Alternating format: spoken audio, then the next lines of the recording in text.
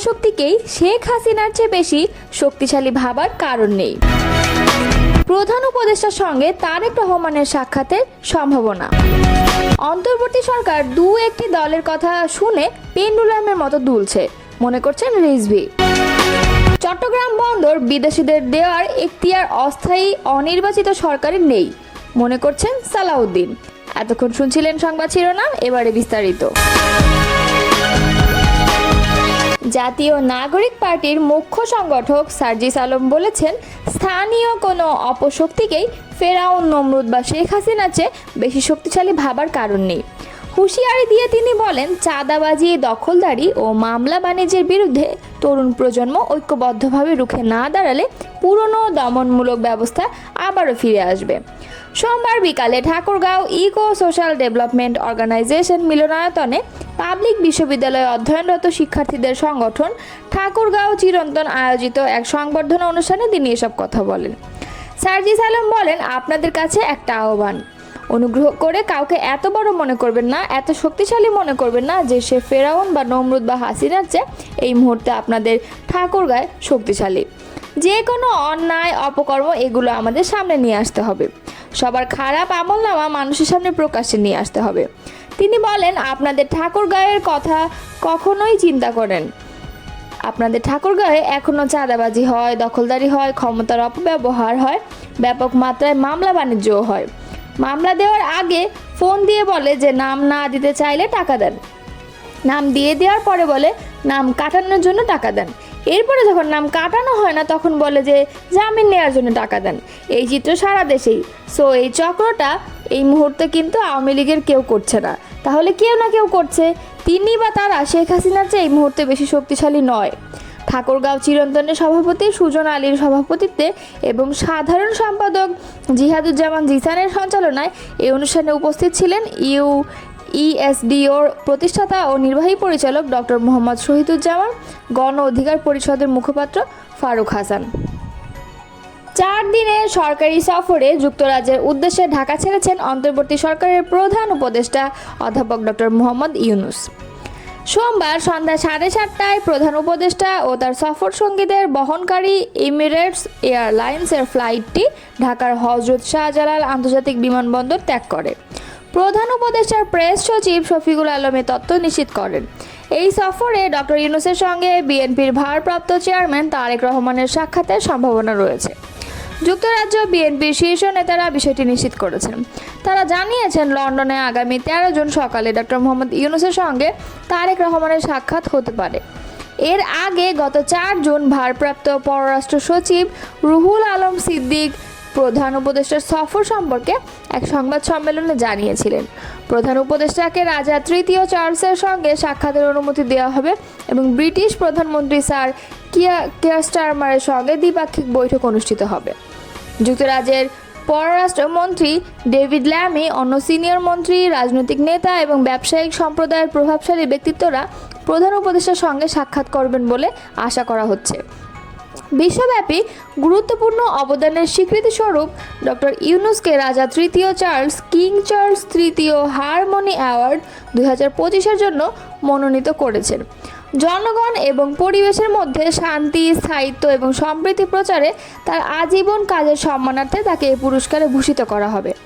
12 June লন্ডনের Saint James প্যালেসে এক আনুষ্ঠানিক অনুষ্ঠানে এই পুরস্কার প্রদান করা হবে।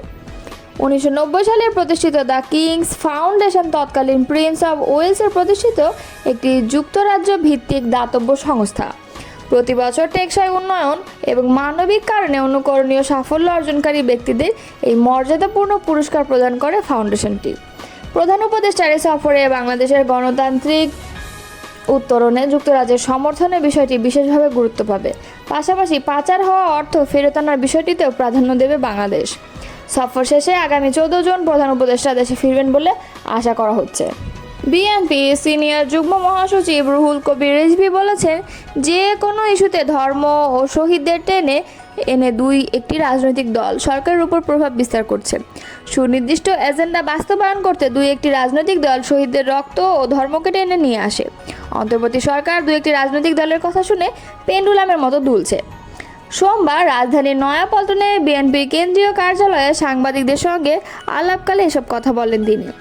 ডিসেম্বর নির্বাচনের উপযুক্ত সময় বলে মন্তব্য করে বিএনপির মুখপাত্র বলেন, কোনো এক রাজনৈতিক দলের নেতা বলেছেন, শহীদদের মর্যাদা ক্ষুণ্ণ হয় এমন কাজ করা যাবে না। তারা ৭১-এর শহীদদের কথা কি ভুলে গেছেন? ১৯৮৬ সালের নির্বাচনের কথা কি ভুলে গেছেন? আসলে তারা ধর্মকে পুঁজি করে রাজনীতি করতে চান। তিনি বলেন, এপ্রিল মাসে তো প্রচণ্ড খরতাপ থাকে, ঝড় বৃষ্টি হয়, এসএসসি পরীক্ষা সহ অন্যান্য পরীক্ষা হয়ে থাকে, মাদ্রাসার পরীক্ষা থাকে, সে সময় কেবল রোজার ঈদ শেষ হবে। এপ্রিলে নির্বাচন হলে রমজানের প্রচারণা চালাতে হবে, রোজা রেখে প্রচারণা চালাবে কিভাবে? মানুষ রোজা রাখবে না নির্বাচনের প্রচারণা চালাবে? রুহুল কবির রিজভী বলেন, জনগণের আবেগ ধারণ করলে সরকার বিতর্কিত হবে না, তবে বিশেষ কোনো দলকে সুবিধা দিতে গেলে সরকারের প্রতি মানুষের আস্থা নষ্ট হবে। বিএনপির এই নেতা আরও বলেন, দেশে করোনার প্রাদুর্ভাব বাড়লেও উল্লেখযোগ্য কোনো পদক্ষেপ নিচ্ছে না অন্তর্বর্তী সরকার। কোরবানির পশুর চামড়ার ন্যায্য মূল্য থেকে চামড়া বিক্রেতারা বঞ্চিত হয়েছেন। সাধারণ মানুষ স্বাচ্ছন্দ্যে ঈদ করতে পেরেছে কিনা এমন প্রশ্ন রেখে রিজভী বলেন, চাঁদাবাজ দখলদারদের কেন ধরা হচ্ছে না? সব অন্যায়ের বিপক্ষে বিএনপির অবস্থান। চট্টগ্রাম বন্দর বা রাখাইন করিডর বিদেশি কোম্পানির হাতে তুলে দেওয়ার মতো গুরুত্বপূর্ণ সিদ্ধান্ত কেবলমাত্র একটি জনগণের নির্বাচনে নির্বাচিত রাজনৈতিক সরকারের মাধ্যমেই নেওয়া যেতে পারে বলে মন্তব্য করেছেন বিএনপির স্থায়ী কমিটির সদস্য ও সাবেক প্রতিমন্ত্রী সালাউদ্দিন আহমদ। সোমবার সন্ধ্যায় কক্সবাজার জেলা বিএনপির কার্যালয় পরিদর্শন শেষে সাংবাদিকদের সঙ্গে আলাপকালে তিনি একথা বলেন। সালাউদ্দিন আহমদ স্পষ্ট ভাষায় বলেন, জাতীয় ঐক্যমতের ভিত্তিতে গঠিত একটি রাজনৈতিক সরকারই এই ধরনের রাষ্ট্রীয় গুরুত্বপূর্ণ সিদ্ধান্ত নিতে পারে। কোনো অস্থায়ী ও অনির্বাচিত সরকারের সেই এখতিয়ার নেই।